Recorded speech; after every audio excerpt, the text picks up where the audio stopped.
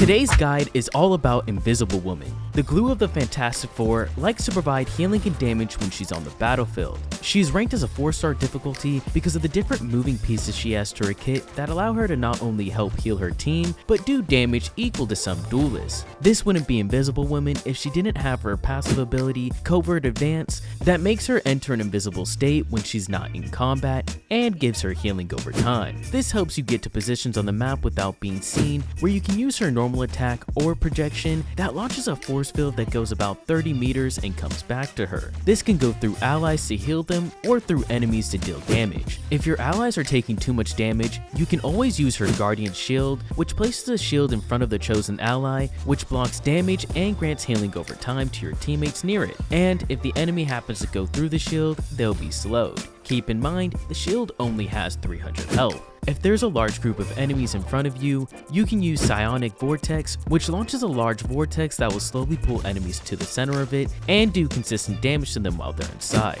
If the enemy is getting too close to you or an ally, use Force Physics, which allows her to push or pull an enemy away or toward her. If that wasn't enough to put some distance between you, use her Veiled Step, which grants her a double jump and immediately puts her into her visible state. This is a solid way to quickly get out of trouble if things get too dicey. Her melee attack, Agile Strike, is a 3-hit combo where the 3rd hit can knock enemies back.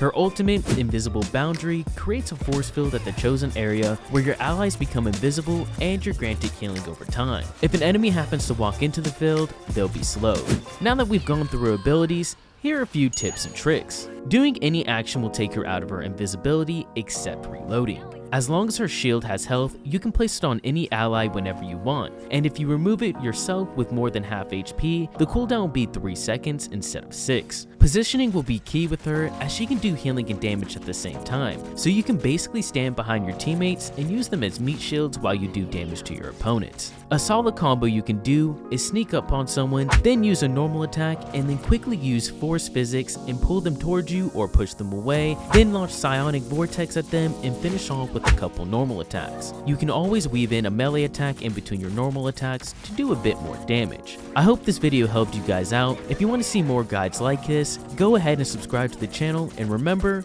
to keep leveling up.